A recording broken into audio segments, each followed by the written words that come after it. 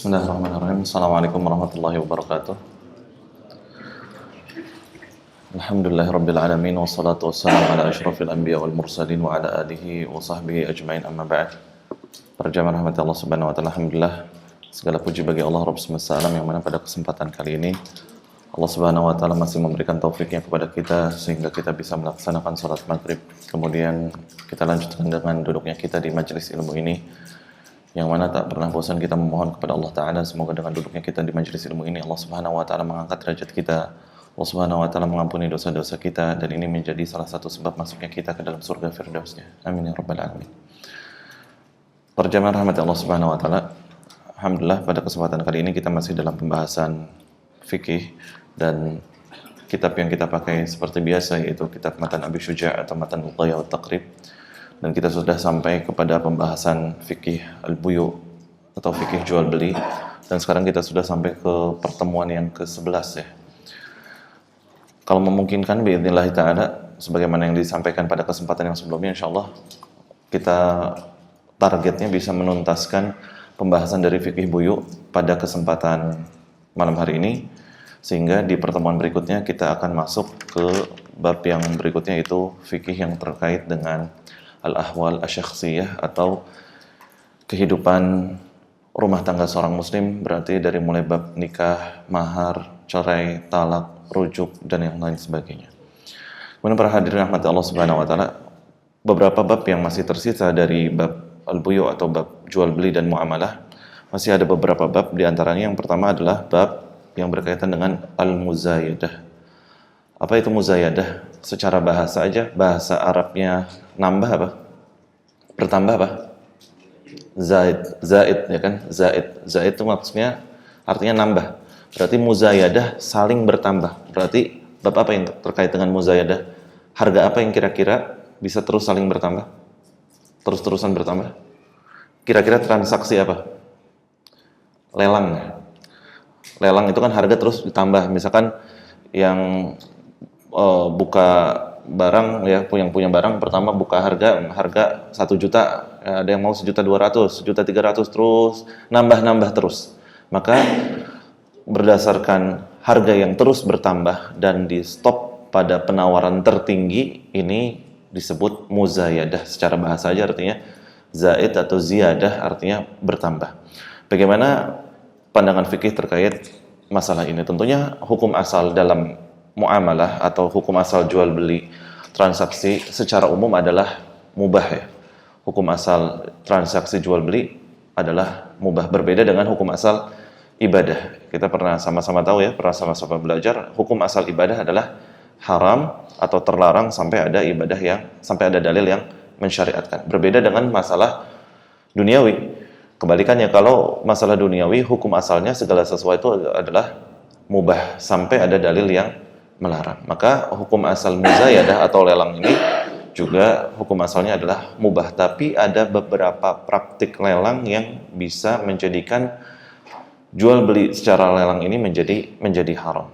Banyak sekali ya bentuk lelang itu, mungkin dia lelang kendaraan, rumah, tanah, barang sitaan, ya, barang antik, karya seni, dan lain sebagainya. Maka ini termasuk lelang tersebut.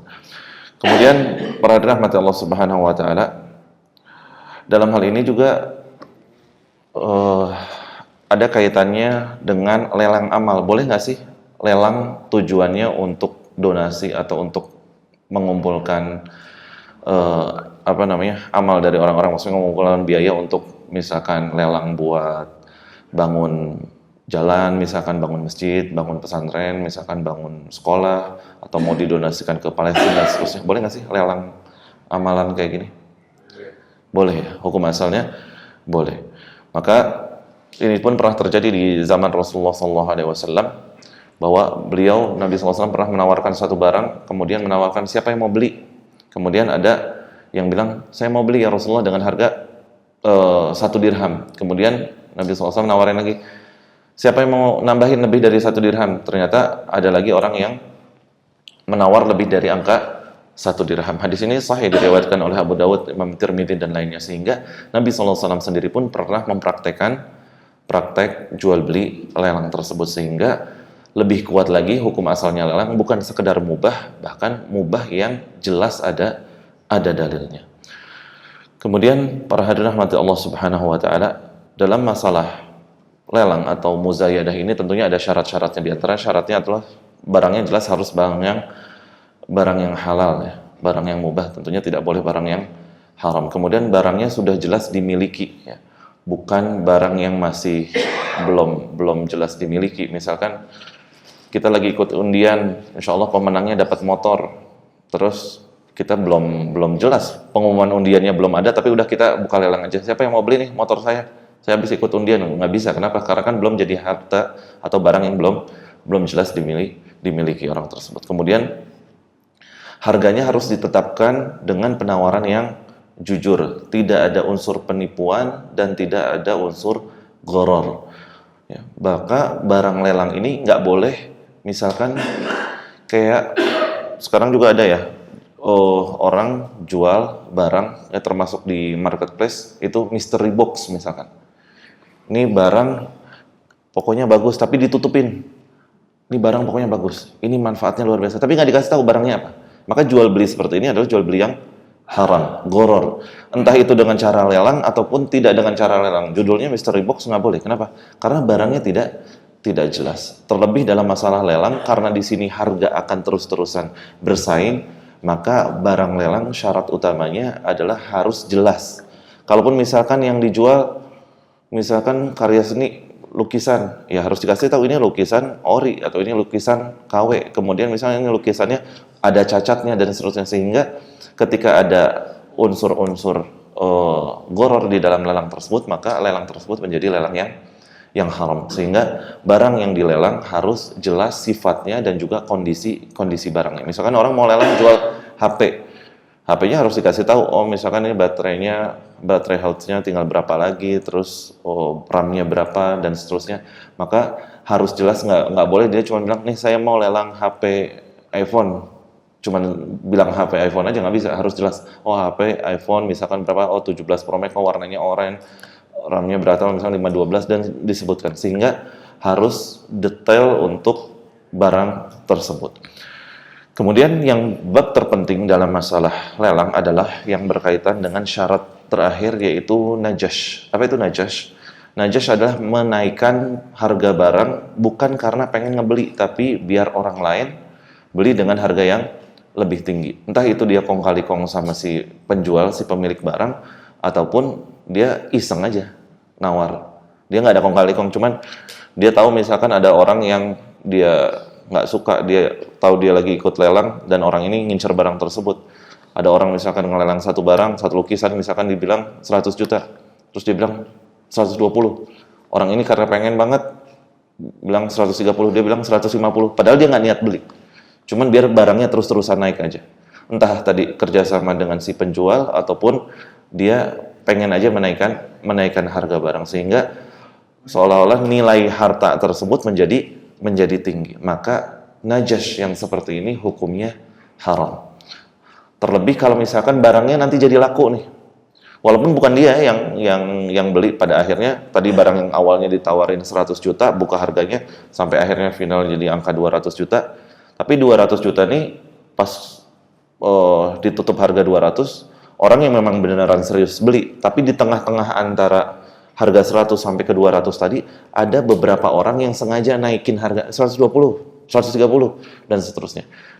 Orang-orang yang seperti ini, itu kan tidak serius beli, cuman dia pengen naikin harga barang tersebut. Terlebih dia nanti atau sebelumnya ada kerjasama sama si penjual barang, walaupun nanti dealnya di harga 200 juta, maka 200 jutanya ini adalah barang yang, harta yang haram. Kenapa? Karena ada unsur najash di dalamnya. Ya, karena bisa nyampe angka 200 juta, mau nggak mau harus diakui ada kerjasama sama orang yang menaikkan harga di tengah-tengah angka tersebut. Ya, sehingga jual beli yang seperti ini menjadi haram. Kenapa?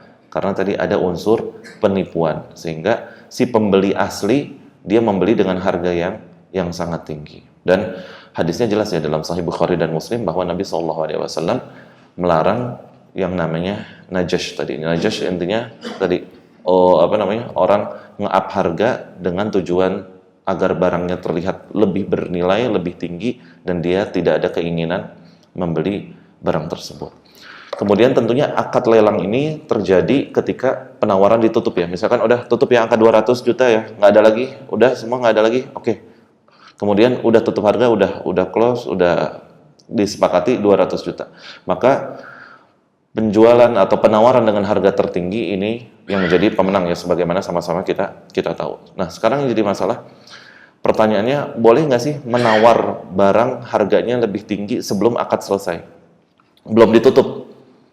Terus ini udah 200 juta, ada lagi, tiba-tiba ada orang yang bilang, saya mau deh 210 juta. Masih boleh atau tidak? Masih boleh, kenapa? Karena belum ada statement ditutup harga barangnya. Tapi kalau begitu udah ditutup, udah ya, nggak ada lagi ya, oke, udah ketok palu ibaratnya, udah. Kemudian berarti pemenangnya Pak Fulan. Tiba-tiba ada orang bilang, saya berani bayar 250 juta.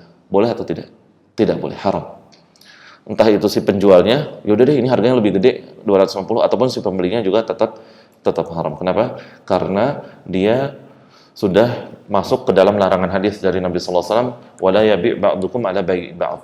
Kata Nabi sallallahu alaihi wasallam, jangan sebagian dari kalian melakukan jual beli di atas jual beli saudaranya. Udah fix harganya, udah laku sama orang ini, tiba-tiba dia datang nyerobot. Termasuk kayak jual beli biasa di hari-hari kita ya, di pasar. Misalkan orang lagi nyari apa nih yang lagi langka, misalkan orang lagi susah nyari apa, misalkan nyari beras ya, misal aja ya. Jadi beras yang 5 kiloan tuh, beras premium tuh ya, yang ada berbagai macam mereknya, kan biasanya dijual harga pasar berapa?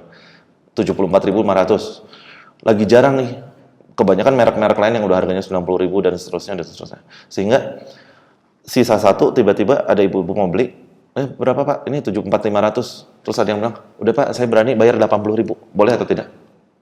Tidak boleh, haram. Walaupun ini kasusnya bukan lelang. Kenapa? Karena ini termasuk larangan dari hadis Nabi SAW tadi, tidak boleh kita bertransaksi di atas transaksi orang lain yang udah sepakat. Walaupun si orang itu belum bayar. Kenapa? Tadi dia udah niat mau beli, terus udah tinggal satu, buat saya aja Pak, saya berani bayar 80.000. Nggak boleh. Ini termasuk larangan dari Nabi SAW. Kemudian para jamaah rahmati Allah Subhanahu Wa Taala, dalam hal ini kebalikannya dari lelang kira-kira apa? Kalau lelang kan harga terus bertambah, kebalikan dari lelang apa? Bahasa Arabnya bertambah, zaid atau ziyadah. Kalau bahasa Arabnya kurang, naqis. Berarti dalam hal ini yaitu naqis, yaitu munaqashah. Apa itu munaqashah? Lawannya dari lelang, penawaran terendah. Berarti apa istilah yang kita kenal untuk istilah sekarang? Tender ya? Tender ya kan? Tender itu kan orang nawar dengan harga yang lebih rendah. Biasanya proyek ya, misalkan ada proyek dibuka harga sekian. Siapa yang mau ikutan tender ngasih penawaran yang paling rendah harganya. Maka ini kebalikan dari lelang tadi. Kalau lelang berarti diambil yang pemenangnya adalah yang menawarkan harga tertinggi. Kalau tender berarti kebalikannya kan, yang menawarkan harga terendah. Makanya di sini disebut dengan al-munaqashah. Dan munaqashah atau tender ini bukan perkara baru ya, maksudnya baru dikenal zaman-zaman sekarang, enggak ya, dari zaman Imam Syafi'i, dari zaman ulama-ulama terdahulu juga udah ada. Makanya masalah munaqashah ini juga dibahas oleh para ulama ya. Misalkan di kitab Al-Ummiyah sendiri Imam Syafi'i menulis, kemudian di kitab Majmu' Syarah Muhadzab Imam Nawawi juga menjelaskan tentang masalah tender ini, sehingga masalah tender ini emang dari dulu sudah ada dan sudah ma'ruf. Sehingga tender buat biasanya proyek ya, buat pembangunan jalan, pembangunan sekolah, pengadaan, atau tender buat penyedia catering untuk jasa kebersihan, jasa konsultan, aplikasi digital dan seterusnya. Maka tender-tender yang seperti ini masuknya ke bab munaqashah.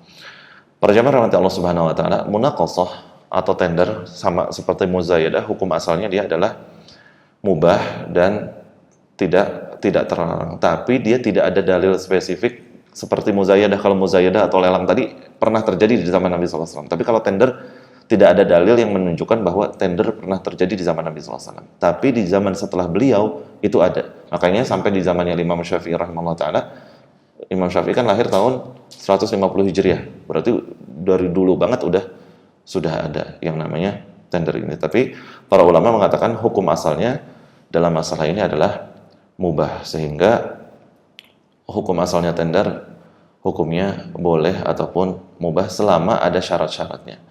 Di antara syarat-syaratnya, spesifikasinya harus jelas ya. Apa yang ditenderin ini, jenisnya, jumlahnya, mutunya, kualitasnya, waktu penyelesaiannya, standar pekerjaannya, ini harus jelas. Sehingga kalau jelas maka bisa menghindari yang namanya gharar. Kemudian persyaratannya berlaku sama. Yang penting ada kualifikasinya, standarnya harus A, B, C, D, E, dan seterusnya. Sehingga tidak dibedakan antara peserta tender yang satu dengan yang lain. Semua memiliki hak yang sama persis. Kemudian tentunya dalam orang yang mengikuti tender ini tidak boleh ada unsur penipuan ya. Memalsukan dokumen, menyembunyikan yang cacat, kemudian memalsukan misalkan pengalaman kerja, memalsukan ijazah, memalsukan sertifikat dan lain sebagainya, maka ini tidak boleh. Kemudian tentunya tidak boleh juga ada kolusi ya, nepotisme dalam hal ini juga terlarang. Kemudian para hadirin rahmati Allah Subhanahu wa taala, dalam hal ini yang jadi pertanyaan yang sering berkaitan dengan masalah tender, terutama masalah proyek dan lain sebagainya, adalah boleh atau tidak kalau dalam tender tersebut harus ada yang namanya ngasih fee. Ngasih fee. Boleh apa enggak? Tadi syarat-syaratnya kan dalam hal ini dibahas ya. Harus spesifikasinya udah jelas. Oh, kayak gini. Kemudian misalkan harus ada standarnya, harus ada pengalaman kerja, harus ada misalkan sertifikat-sertifikat keahlian tertentu. Ini sertifikat keahliannya dipalsukan, berarti ini kan udah memalsukan berkas. Maka ini termasuk ke umuman hadis, man ghasyana falaysa minna, kata Nabi SAW, barang siapa yang curang maka bukan bagian dari kami. Nah, sekarang berkas kita Masya Allah tabarakallah rahman, lengkap, semua prosedur sudah kita jalani, perizinan, berkas-berkas semua lengkap, nggak ada yang kurang sama sekali, lengkap sesuai apa yang diminta. Tapi udah menjadi rahasia umum bahwa gak bakalan bisa dapat tender ini kecuali ngasih fee sekian persen ke orang yang bertanggung jawab, entah itu ke kepala dinasnya lah atau siapalah, intinya seperti itu. Yang jadi pertanyaan, fee ini boleh atau tidak? Ini masuknya bab apa kalau dalam masalah fikih muamalat? Rishwah ya. Rishwah itu apa artinya? Suap menyuap. Hukum asalnya suap menyuap apa? Haram. Bahkan masalah suap menyuap ini ngeri banget ya, karena Nabi SAW sendiri mengatakan ar-rashi wal murtashi finnar, yang menyuap dan yang disuap sama-sama tempatnya di neraka, waliyadzubillah. Bahkan ar-raish itu artinya perantara antara yang nyuap dan yang disuap. Kadang bukan antara yang nyuap dan disuap, ada maklarnya nih, tengah-tengahnya nih. Orang yang bawahan-bawahan si kepala dinasnya mau nggak dapat. Bapak mintanya 2,5%, Bapak mintanya 5% dan seterusnya. Ini dia jadi penengahnya. Maka yang seperti ini pun termasuk ke dalam ancaman tadi. Bahwa hukum asalnya finnar. Berarti kan kalau kita definisikan dosa besar itu kan setiap dosa yang pelakunya diancam dengan neraka, atau diancam dengan laknat, atau diancam dengan hukuman fisik dalam syariat. Berarti setiap dosa yang ancamannya dengan neraka itu termasuk dosa besar. Nah, yang jadi masalah rishwah ini adalah dosa yang pelakunya diancam dengan neraka. Berarti dosa besar, bukan dosa kecil. Dan yang lebih jadi masalah lagi, yang terancam neraka ini bukan hanya yang nerima suap, tapi yang ngasih suap juga.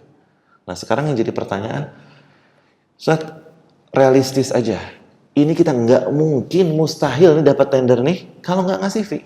Emang begitu, aturannya emang begitu, mau nggak mau, gimana? Boleh apa enggak? Apakah kita juga terancam masuk neraka atau tidak? Hah? Yang nerima, yang ngasih suap nggak masalah. Ya udah, pokoknya di mana ada yang minta rishwah, di mana ada yang kata ngasih fee, ya udah kasih aja deh, biar lancar urusan semua, kasih bawah meja lah dan seterusnya. Boleh berarti? Atau nggak boleh? Atau boleh tapi ada syaratnya? Hah? Boleh tapi ada syaratnya. Hah? Atau nggak boleh secara mutlak? Secara mutlak pokoknya yang namanya fi kayak begitu haram. Hah? Udah jadi kebiasaan. Dan udah jadi rahasia umum, ya. Udah jadi rahasia umum, kita kalau nggak ngasih fee, nggak bakalan dapat itu proyek. Mustahil. Walaupun berkas kita dari A sampai Z lengkap selengkap-lengkapnya. Hah? Baik, para hadirin rahmati Allah Subhanahu wa taala, tentunya para ulama ngebahas tentang masalah ini ya. Jadi emang hukum asalnya rishwah, hukum asalnya nyuap jelas haram. Bahkan ini termasuk dosa besar, sehingga tidak boleh orang melakukan suap menyuap dan tidak boleh bermudah-mudahan dalam masalah ini. Tapi para ulama mengatakan ada pengecualian. Pengecualian di sini bukan berarti kita buat bermudah-mudahan, ya buat ngegampangin, bukan. Tapi kita harus tahu syarat dan ketentuannya berlaku. Ada pakem-pakem tertentu yang nggak bisa kita tabrak, yaitu tadi disebutkan kalau memang hak kita tidak bisa kita dapatkan kecuali mau nggak mau harus ngasih fee tadi, harus ngasih rishwah tadi, maka yang berdosa hanya yang menerima suap, sedangkan kita tidak berdosa. Tapi ada tapinya, dengan catatan apa? Seluruh berkas, seluruh persyaratan yang diminta 100% kita lengkap, kita sesuai. Berarti kan kita berhak atas dapat hal tersebut. Tapi misal yang diminta ada berkas-berkas segala macam, ada 15 berkas. Kita ada 14. Yang satu itu cuma sertifikat pengalaman kerja tenaga ahli misal. Kita nggak ada nih. Tenaga ahli ada, tapi dia belum punya sertifikat. Terus kata orang itu, udah apa yang kayak gini mah gampang dah, nggak usah. Saya nggak ada formatnya, nama tenaga ahli Bapak siapa, sebentar saya buatin. Kayak gini. Gampang, ini cuman buat, yang penting pas di-upload, ada aja. Ini mau nggak mau, ini nggak bisa nih, karena udah dibintangin. Nggak bakalan berhasil untuk mengajukan tender kecuali sertifikat pengalaman kerja tadi harus diupload. Udah gampang Pak, ini bisa nanti saya atur. Boleh atau tidak? Dan ini persyaratan yang kelihatannya sepele aja, sepele banget. Karena yang lain-lain perizinan apa segala macam, lengkap, semua lengkap, nggak ada yang kurang. Cuman kayak agak kelihatannya sepele. Tenaga ahli kita udah orang berpengalaman, sangat berpengalaman. Tapi diminta harus ada sertifikat tadi. Dan sertifikat itu kata kepala dinasnya sendiri atau kata bawahannya, gampang Pak yang kayak gini mah, bisa diurus, yang penting fee sesuai. Nah, boleh atau enggak? Tetap nggak boleh, haram. Kenapa? Karena setidaknya kita di sini ada rishwahnya di sini, fee-nya di sini, suapnya di sini, bukan sekedar suap untuk mendapatkan hak kita. Ini belum 100% jadi hak kita, ya kan? Kenapa? Karena kita belum masuk kualifikasi. Ada berkas yang memang kita nggak punya. Sehingga ketika kita ada peran rishwah di situ, ada peran suap atau fee di situ, berarti kita kan sudah mengambil tanda kutip hak orang lain yang mungkin ada orang lain yang berkasnya lengkap. Tapi karena kita udah kenal sama kepala dinasnya, udah tahu, udah ini buat kamu dan seterusnya, maka yang seperti ini menjadi haram. Menjadi boleh atau menjadi mubah tadi kalau semua berkas yang diminta kita lengkap ada. Berarti kan kita emang punya hak terhadap proyek tersebut, kita punya hak. Berkas kita lengkap, cuman kita nggak bakal bisa dapat tuh proyek kecuali ngasih fee, mau nggak mau. Sesuatu yang nggak bisa dihindari. Atau misalkan di satu negara ada yang orang mau bikin surat izin buat mengemudi ya. Nah di negara tersebut mau orang sejago apapun dia bawa kendaraan, mau jago zigzag, mau tanjakan, mau apa, gak bakal dilulusin kecuali nembak. Ini mau nggak mau, saya mau jalan yang lurus, saya mau jalur yang benar, dicoba sekali, 2 kali, 3 kali coba sampai gagal terus. Mau nggak mau harus nembak. Yang kayak gini jadinya boleh nembak apa enggak? Hah? Boleh nembak. Tapi kita ikut berdosa atau tidak? Nggak berdosa. Kenapa? Karena kan hukum asalnya kita udah bisa nyetir, kecuali yang jadi masalah. Ini kita punya anak, umurnya udah masuk. Dia baru belajar nyetir, belum jago, belum bisa nyetir. Terus, udah dah, yang penting punya SIM dulu, nembak aja. Boleh nggak nembak yang seperti ini? Nggak boleh. Kenapa? Karena hukum asalnya dia emang belum layak untuk mengemudi. Belum jago, belum bisa, belum lancar. Tapi kalau dia sebenarnya udah bisa, udah lancar. Ya. Walaupun kan yang namanya lancar itu jam terbang ya. makin kelamaan juga insya Allah dia makin lancar. Tapi setidaknya dia udah bisa tidak membahayakan orang lain. Maka nembak surat izin mengemudi di negara tersebut hukumnya mau nggak mau menjadi mubah, walaupun hukum asalnya haram. Ya bahkan sekarang ada di negara tersebut jadi terang-terangan ya, orang bikin status ya apa kolektif untuk bikin surat izin mengemudi bayar 600.000, bayar sekian ya udah terang-terangan saking udah jadi rahasia umumnya. Sehingga hal-hal yang seperti ini hukum asalnya haram, tapi mau nggak mau itu kan hak warga negara, dia dapat surat izin mengemudi, apalagi emang dia layak, dia bisa mengemudi motor ataupun mobil. Maka nembak yang seperti ini Allah Ta'ala alam, banyak ulama mengatakan hukumnya mubah ya, walaupun hukum aslinya haram, tapi yang berdosa adalah yang menerima suap tadi. Begitu juga dengan masalah munaqashah ini ya, masalah tender tadi. Selama berkas ataupun syarat-syarat yang diminta sudah dia lengkapi, tapi dia nggak bisa dapat tender tersebut kecuali dengan ngasih fee, mau nggak mau dia harus ngasih fee, maka yang berdosa adalah yang menerima fee tadi. Karena kalau kita kekeh-kekehan, oh nggak mau, pokoknya ini mah haram, nggak boleh, ya gimana? Nggak bakal dapat, dijamin nggak bakalan dapat dan susah. Sedangkan itu hak kita ketika kita menjadi pengusaha, misalkan mau nggak mau kita harus bisa dapat hak kita, kecuali ada lembaga yang bisa kita laporkan dan sebagainya. Tapi kan itu prakteknya tidak mungkin gitu, karena kan udah maksudnya kerjasama dari hulu ke hilir ya, sehingga mau nggak mau ya memang harus ngasih fee tersebut. Nah, sekarang yang kaitannya dengan hal ini, tentunya dalam kondisi hak yang diminta memang haknya, kata para ulama syaratnya. Kemudian yang kedua, nggak ada jalan lain, nggak ada jalan halal yang lain. Kemudian yang berikutnya benar-benar terpaksa, dan yang terakhir sesuai dengan kebutuhan dia. Tidak membabi buta, ya udah, yang penting kita karena hukum asalnya haram tapi boleh, ya udah akhirnya terus ngegampangin ngasih suap ya. Selama memang masih bisa ada usaha selain suap, maka nggak jadi masalah. Sekarang yang jadi masalah atau pertanyaan yang terkait, suap bukan pakai uang, pakai kedekatan atau nepotisme lah. Boleh atau tidak? Kita mau masukin anak ke sekolah, kita tahu ini sekolah persaingannya ketat banget. Kita kenal sama mudirnya, kita kenal sama ustadz atau sama orang yang punya pengaruh di sekolah tersebut. Kita bilang, nitip deh anak saya, nih nomor pendaftarannya. Nggak ngasih duit sama sekali. Karena kita kenal baik, kenal akrab, tolong nitip anak saya, bisa lah dilolosin, bantu. Boleh apa enggak? Hah? Boleh atau enggak? Nggak pakai duit. Rishwah di sini kan, atau suap menyuap di sini kan pakai duit. Kalau ini berarti kasusnya apa? Nepotisme ya, kedekatan, relasi, boleh atau tidak? Hah? Ini saingan orang banyak ini, mau masuk sekolah itu pinter-pinter juga. Hah? Boleh atau tidak? Hukum asalnya nggak boleh, tapi para ulama Allah Ta'ala mengatakan boleh kalau memang anak kita punya kualifikasi. Misalkan sekolah tadi punya standar yang mau daftar nilai ujiannya minimal rata-rata 85. Anak kita emang nilai ujian rata-ratanya di atas 85. Kemudian persyaratannya yang lain-lainnya semuanya lengkap. Maka hukumnya seperti ini, Allah Ta'ala alam, nggak jadi masalah. Kenapa? Karena nggak menzolimi yang lain. Nggak menzolimi yang lain. Beda kasusnya kalau syarat minimal 85. Anak kita dan nilai rata-ratanya cuma 80. Terus nitip ya ini tolong dibantu. Nah, ini nggak bisa.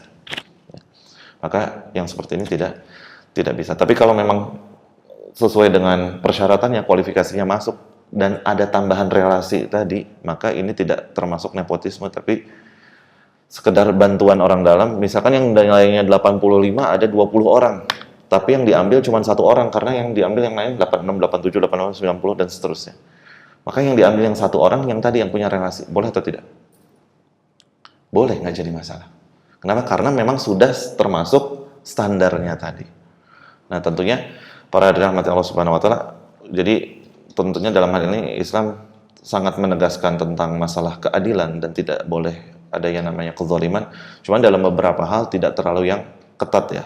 Dalam arti rishwah yang terlarang di sini adalah ketika seseorang menyuap atau memanfaatkan relasinya untuk satu perkara, satu urusan yang dia emang nggak masuk ke kualifikasi tersebut, itu baru haram. Kalau dia masuk, persyaratannya dan seluruhnya masuk, apalagi tadi nggak pakai uang, tapi pakai kedekatan, Allah Ta'ala alam. Banyak ulama mengatakan hukumnya boleh. Saya keinget ya, ada cerita kakak kelas saya waktu pas di Madinah. Singkat cerita, waktu itu pendaftaran S2 jurusan akidah. Jurusan akidah termasuk jurusan yang susah ya kalau di Universitas Islam Madinah. Ustadz Firanda, Ustadz Abdul Roy, dan asatidzah lainnya. Nah, sehingga ketika itu kalau nggak salah kuota yang diterima itu cuma 15 orang buat keterima S2 di jurusan akidah. Ternyata ada salah satu mahasiswa, dia itu anak pejabat di negara Afrika, kalau nggak salah Nigeria, anaknya gubernur atau apalah. Pokoknya si mahasiswa itu pengen juga daftar jurusan akidah, tapi nilainya dia itu urutannya nomor 20. Sedangkan kuota cuma 15 orang. Kemudian ketika itu bapaknya nelfon sama orang-orang yang punya kebijakan di Universitas Islam Madinah, tolong dong anak saya dibantu.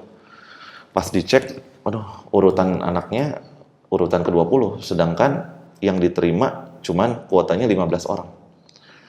Nah, kalau diterima yang si 20 ini, pertanyaannya, ngezolimin yang urutan 16 sampai 19 nggak?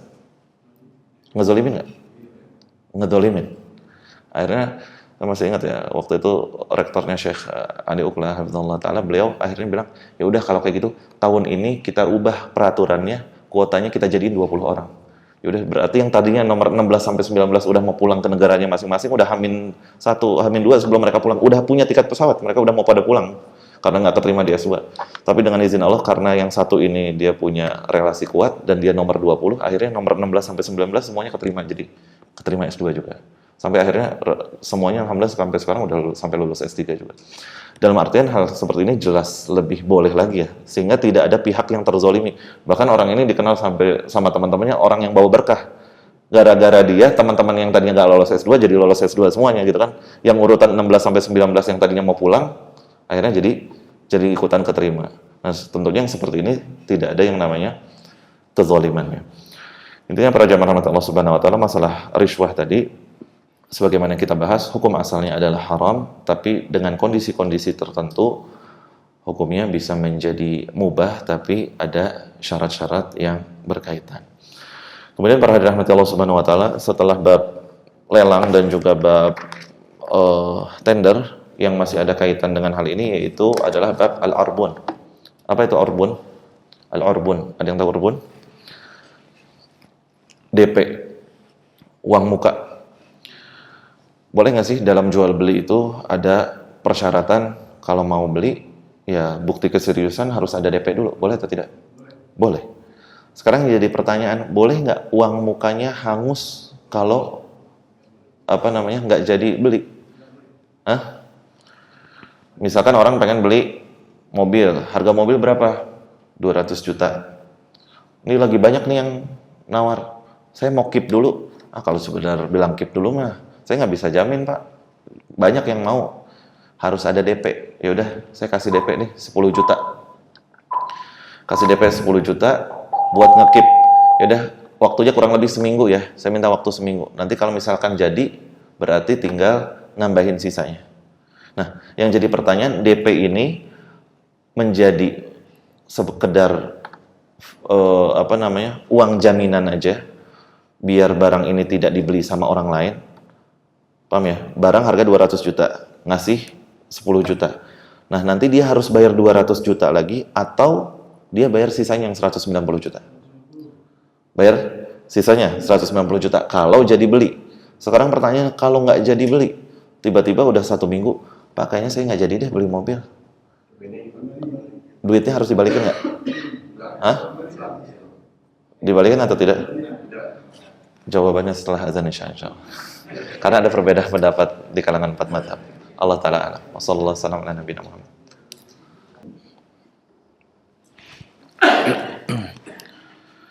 Bismillah, alhamdulillah, wassalatu wassalamu ala rasulillah wa ba'd. Para hadirin rahmati Allah Subhanahu wa taala, kita lanjutkan yang menjadi pembahasan tadi sebelum azan, yaitu tentang masalah al-urbun atau DP.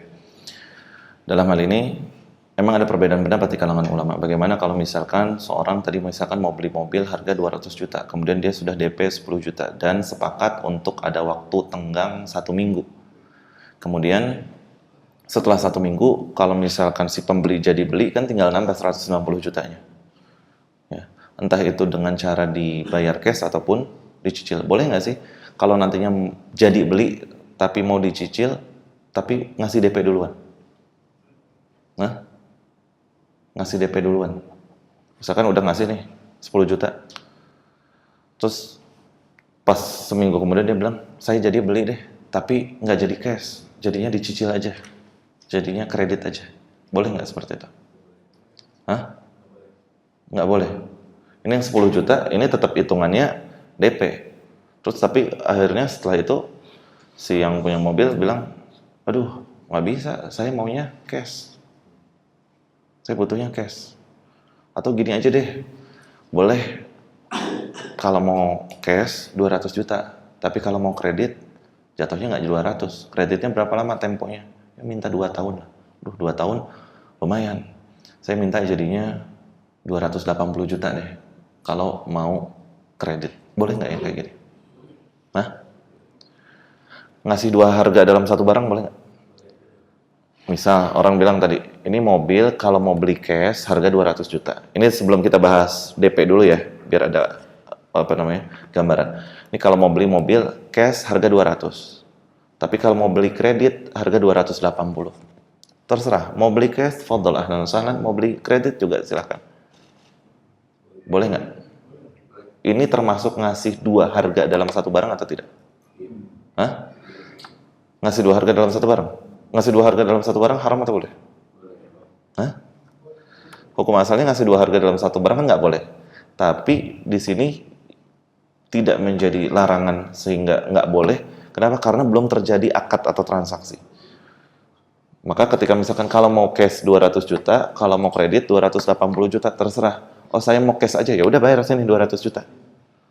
Oh enggak deh, saya nggak ada duit 200 juta. Maunya kredit. Kalau kredit jadinya 280 juta. Karena kan saya nggak langsung dapat uang 200 juta itu yang harusnya bisa saya puterin untuk banyak hal. Saya dapatnya di tempo selama 2 tahun lagi, selama 24 bulan. Makanya saya nggak mau ngasih harga 200, saya maunya 280. Yang kayak gini riba atau tidak? Tidak riba ya? Boleh ya? Boleh. Nah, sekarang balik lagi, kalau DP tadi. Berarti kalau DP, kalau barangnya jadi, kan nggak jadi masalah. Nih saya ngasih 10 juta, ini saya mau jadi beli mobilnya. Nah, tinggal nanti dia tentukan dia mau cash atau misalkan mau kredit. Itu kan udah jadi cicilan atau bayaran pertama, entah cash ataupun kredit. Nah sekarang yang jadi masalah kalau dibilang saya nggak jadi beli dah. Nah uang 10 jutanya harus dikembalikan atau boleh, aduh nggak bisa, udah masuk angus uangnya. Hah? Atau dibalikin sebagian? Hah? Ini ada perbedaan pendapat di kalangan ulama. Ya. Kalau madhab Syafi'i, kemarin sempat kita jelaskan di pertemuan sebelumnya, madhab Syafi'i termasuk madhab yang sangat berhati-hati. Sehingga kalau dalam aturan madhab Syafi'i, wajib dikembalikan. Tapi sekarang kalau wajib dikembalikan, si pedagang rugi nggak? Rugi dong. Rugi dia. Udah banyak yang lain, yang nawar, dia bilang nggak bisa, maaf deh. Udah ada yang nge-DP, udah ada yang nge-booking, ini barang nggak bisa. Terus dia nggak jadi, terus harus dibalikin 10 jutanya, dia ngehubungin yang kemarin mau beli, aduh pak maaf saya udah dapat mobil yang lain, dan seterusnya. Rugi nggak sih penjual? Rugi. Berarti dalam hal ini Allah Ta'ala alam pendapat madhab Syafi'i dalam hal ini memang harus dibalikin full. Tapi kan kita sudah jelaskan di awal bahwa ketika kita belajar madhab Syafi'i bukan berarti kita taklid 100% ketika kita melihat dalil atau melihat pendapat mazhab lainnya yang memang di situ ada dalil lebih kuat atau maslahat yang lebih besar, maka kita nggak jadi masalah ngambil pendapat yang lainnya. Allah Ta'ala alam, pendapat yang kuat adalah boleh uangnya hangus. Ya, kenapa? Karena untuk maslahat si penjual tadi. Walaupun sebagian ulama ada yang mengatakan boleh hangusnya sebatas kerugian si penjual. Ditaksir kira-kira kerugiannya selama seminggu ini berapa. Cuman kan sesuatu hal yang nggak bisa diukur ya. Maka yang lebih tepat Allah Ta'ala alam dalam hal ini, uang yang sudah masuk atau DP tadi ketika barangnya tidak jadi dibeli, boleh hangus dengan catatan harus ada kesepakatan di awal. Ketika si pembeli ngasih 10 juta, bilang, Pak, ini DP saya terima ya. Bapak jadi, ini mobil silakan Bapak, buat Bapak, nanti tinggal bayar sisanya. Tapi kalau Bapak nggak jadi, ini uang angus. Yang nggak boleh adalah diem-diem, udah DP. Terus nanti dia bilang, nggak jadi, saya minta balik, oh nggak bisa. Terus nanti si pembeli bilang, kan Bapak nggak bilang nanti uangnya dibalikin atau nggak dibalikin. Maka untuk menghindari percekcokan seperti ini, dari awal sudah dibilang, ini DP, kalau Bapak nggak jadi beli mobil, DP-nya angus ya. Oke, nggak masalah. Maka yang seperti ini, hukumnya boleh. Tapi harus ada penjelasan di awal. Para hadirin rahmati Allah Subhanahu wa taala, bab yang terkait juga yaitu tentang masalah bakhs sil'ah. Apa itu bakhs sil'ah? Allah Subhanahu wa taala berfirman di surat Al-A'raf ayat yang ke-85, Allah mengatakan wala tabkhasun nasa asya'ahum. Kata Allah, janganlah kalian mengurangi hak-hak manusia.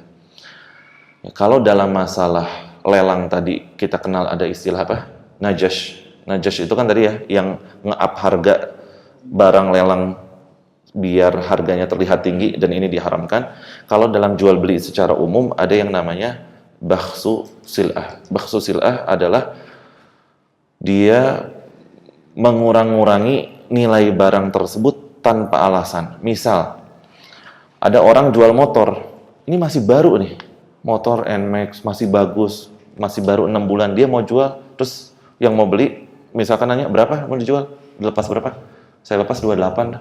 Motor kayak gini mah di 28 mana laku? Udah jelek kayak gini, ini lihat bannya udah botak, udah kayak, paling juga 20. Padahal masih bagus. Ini haram. Kenapa? Masuknya bakhsu sil'ah. Kalau mau nawar nego 20 nggak apa-apa, nego aja. Jangan 28, 20. 20 nggak dapat. Tapi kita kalaupun misalkan emang bannya gundul, bilang, bannya gundul ini, saya harus ganti lagi beli ban buat dapat diskon. Ini nggak jadi masalah. Tapi ini ban masih mulus.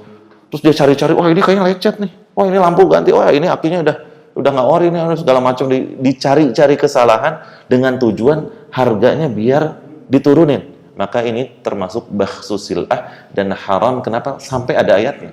Wala tabkhasun nasa asya'ahum. Kata Allah Subhanahu wa taala, jangan mengurang-ngurangi hak-hak manusia.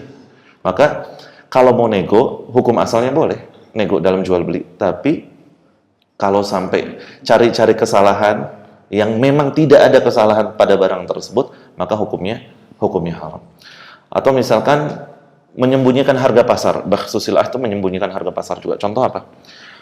Ada orang mau jual emas antam misalkan 1 gram, ya harga jual misalkan buybacknya berapa? 2,5 juta lah misal. Terus pasarannya emang segitu. Ya kalaupun kita bisa nego ya mungkin dapatlah 2,4 misalkan, atau mungkin 2,3 misal ya. Terus dia bilang, Pak, ini kalau mau kayak gini, apalagi ini mah antam yang lama ini. Udah nggak, ini 1,5 juta juga belum tentu laku di pasar. Ini saya bagus mau beli 2 juta. Kita tahu dia lagi butuh uang. Nego boleh ya, tapi kalau bakhsu sil'ah, menyembunyikan harga pasar, sehingga kita seolah-olah ini harganya di pasar juga udah ada jatuh, padahal masih bisa dijual dengan harga bagus, itu hukumnya nggak boleh. Tapi kalau misalkan, Pak ini yang keluaran lama, bukan yang udah seperti ini, jadinya nggak segitulah harganya, kurangin ya 2 juta deh saya beli. Ya Bapak mau boleh enggak ya? Ya gimana, saya maunya 2 juta gitu. Itu nggak jadi masalah. Tapi kalau bilang, ini pasar 1,5 juta aja belum tentu laku. Ini masuknya ke dalam masalah bakhsu sil'ah. Atau yang ketiga, kata para ulama, gambaran bakhsu sil'ah itu kayak Najash tadi, bersekongkol sama teman-temannya. Pas ada yang mau beli motor, dia bawa beberapa orang. Iya Pak, ini mah lihat tuh bannya aja udah butut nih kayak gini. Pas dilihat, wah ini mah businya juga udah nggak bener. Dicari-cari, jadi si penjual itu seolah-olah jadi tertekan. Ini yang ngomong bukan cuma satu orang, dibantu. Iya nih jelek Pak, barangnya jelek. Sehingga akhirnya, ya udah deh, saya lagi butuh uang ini, ya lepas dah. 20 juta deh lepas. Tapi dia belinya, menjual barangnya bukan amtaradin, bukan dengan ridho. Maka menjatuhkan harga pasar dengan bersekongkol juga hukumnya haram. Kenapa? Masuk ke kategori bakhsu sil'ah. Kemudian para hadirin rahmati Allah Subhanahu wa taala, maka bakhsu sil'ah ini mirip ya tadi seperti Najash atau kasus yang dalam lelang tadi yang terlarang. Kemudian juga hal ini, intinya dalam masalah ini kata para ulama, kaidah yang dipakai adalah la dharar wa la dhirar. Kita nggak boleh membahayakan orang lain. Yang jadi catatan penting, simpelnya adalah nego dalam jual beli jelas boleh, dan itu hal yang wajar. Dalam jual beli kita pengen dapat harga semurah mungkin boleh, tapi sampai ngejatuhin harga pasar, dalam arti ngejatuhinnya barang ini sebenarnya masih bagus tapi kita jelek-jelekin, ini masuknya baksusillah. Tapi kalau misalkan kita bilang, Pak ya gimana juga ini udah second Pak, jangan segitu ya, ini udah ada lecetnya, bener emang ada lecetnya, jangan. Tapi kalau dilebih-lebihin, Pak ini mah lecetnya saya harus bawa ke Tok Magic, ini habis berapa? Oh ini mah udah langsung kena 3 panel sekaligus Pak. Padahal enggak segitunya. Apalagi yang jual nggak tahu apa-apa, nggak ngerti apa-apa, dia kesempatan untuk menekan harga. Intinya menekan harga hukumnya mubah-mubah aja ya, dalam arti nego. Cuman kalau sampai menjelek-jelekan barang, mengurang-ngurangi dari kualitas aslinya, ini termasuk baksusillah yang Allah Subhanahu wa taala langsung larang. Jadi dalilnya bukan sekedar dari ulama ataupun dari hadis Nabi sallallahu alaihi wasallam, tapi dari Allah Subhanahu wa taala langsung di surat Al-A'raf tadi. Kemudian para hadirin rahmati Allah Subhanahu wa taala, yang terakhir sebelum kita tutup, yang terakhir yaitu berkaitan dengan masalah jual beli yang kaitannya dengan pertanian. Simpelnya dalam masalah jual beli pertanian itu ada 3. Yang pertama ini namanya muzara'ah, yang kedua namanya mukhabarah, yang ketiga namanya musaqah. Ya. Tentunya berbeda muzara'ah, mukhabarah sama musaqah itu. Apa perbedaannya? Ada orang punya lahan, kemudian dia punya benih. Punya lahan, dia punya benih. Dia punya tanah, dia punya benih, kemudian yang ngurus orang lain. Ya, dia benihnya dari pemilik tanah, ini disebut muzara'ah. Yang kedua, mukhabarah. Mukhabarah yaitu benihnya dari si penggarap. Dia cuma punya lahan doang. Benihnya dari penggarap, yang ngurus penggarap. Dia cuma makein mengizinkan untuk pakai lahannya dia aja. Entah itu sawah, kebun, dan seterusnya. Karena muzara'ah, mukhabarah sama musaqah ini kaitannya dengan jual beli yang kaitannya dengan pertanian. Kemudian yang terakhir yaitu dengan masalah musaqah. Musaqah adalah si yang punya tanah, dia punya tanah dan bukan sekedar benih, udah jadi pohon. Misalkan dia punya kebun alpukat, emang udah biasa berbuah, punya kebun durian dan seterusnya, udah jadi pohon, bukan benih lagi, sehingga lebih cenderung kemungkinan besarnya tidak gagal panen. Tapi kalau benih kan mungkin di tengah perjalanan benihnya nggak tumbuh atau gagal panen dan seterusnya. Sehingga dalam masalah 3 ini ada perbedaan di kalangan ulama. Para hadirin rahmati Allah Subhanahu wa taala, kemarin kita jelaskan berkali-kali bahwa mazhab Syafi'i adalah mazhab yang sangat berhati-hati, sehingga kalau dalam mazhab Syafi'i muzara'ah sama mukhabarah ini nggak boleh. Nggak boleh kerjasama, kita punya tanah, kemudian benihnya dari kita diurus sama orang. Terus nanti ada bagi hasil dari hasil perkebunan tersebut. Atau mukhabarah, kita cuma punya tanah, benihnya dari si penggarap, kemudian kita bagi hasil dari situ. Dalam mazhab Syafi'i nggak boleh. Lebih ketat. Tapi dalam mazhab lain hukumnya boleh. Kalau musaqah, yang tadi kita punya tanah, kita punya pohon, udah tinggal nanti ada yang mau ngurusin buat ngegarap pas panennya aja, dalam mazhab Syafi'i boleh. Tapi yang jadi catatan dalam hal ini, para hadirin rahmati Allah Subhanahu wa taala, kalau mazhab Syafi'i membolehkan kita sewain tanahnya tersebut. Ini fadhol, anda punya tanah, ente urus, mau nanti urusannya benihnya, ada pohonnya, ada gagal panennya berhasil, aneh nggak urusan, aneh cuma tahu nyewain tanah. Ini boleh kalau dalam mazhab Syafi'i. Tapi pendapat yang kuat, mau itu muzara'ah, mukhabarah ataupun musaqah, Allah Ta'ala alam, hukumnya boleh. Yang jelas bolehnya itu dengan bagi hasil, misalkan 20%, 80%, 70%, 30%. Yang nggak boleh adalah nanti udah ditaksir ini kira-kira sawah bakal dapat berasnya biasanya tiap tahun dapat 3 ton. Terus dia langsung menentukan, saya minta 1,5 ton. Nanti sisanya buat kamu. Ini nggak boleh, ini haram. Kenapa? Karena kan nggak pasti. Tapi kalau pakai persenan, tadi ya, 80-20, 50-50 boleh. Kenapa? Karena memang dilihat dari hasil akhir si panen tersebut. Sehingga yang tidak boleh adalah menentukan langsung. Ini biasanya saya tiap tahun, tadi panen alpukat ini 1 ton. Udah sekarang kamu yang ngurus, saya minta 200 kilo aja deh. Kamu yang ngurus, nanti sisanya buat kamu. Nggak boleh. Tapi harus minta 20, 80, 50, 50 dan seterusnya. Kurang lebih itu yang berkaitan dengan bab muamalah, dan ini benar-benar kita ringkas sebenarnya 11 pertemuan itu, karena kalau kita mau bahas muamalah babnya sangat panjang lebar, apalagi terkait dengan muamalah yang kontemporer ya, dengan hal-hal yang kontemporer yang mungkin bisa lihat kajiannya Ustaz Dr. Irwandi Tirmizi ya, hafizahullah taala. Beliau lebih banyak sekali membahas masalah muamalah kontemporer, dan biidznillah taala insyaallah dengan berakhirnya kajian hari ini, selesai dari kitab muamalat, biidznillah ta'ala, pertemuan berikutnya kita masuk ke pembahasan kitab bernikah yang berkaitan dengan nikah, rujuk, talak, cerai, mahar, tunangan, dan seterusnya biidznillah ta'ala. Allah ta'ala alam. Itu saja yang bisa kami sampaikan. Tentunya yang benar hanya datang dari Allah Subhanahu wa taala, yang salah dari diri saya pribadi dan dari syaitan, saya mohon ampun kepada Allah Azza wa Jalla. Kita tutup dengan kafaratul majlis. Subhanakallahumma wa bihamdika asyhadu an la ilaha illa anta astaghfiruka wa atubu ilaik. Wa sallallahu ala nabiyyina Muhammad wa akhiru da'wana alhamdulillahi rabbil alamin. Wassalamualaikum warahmatullahi wabarakatuh.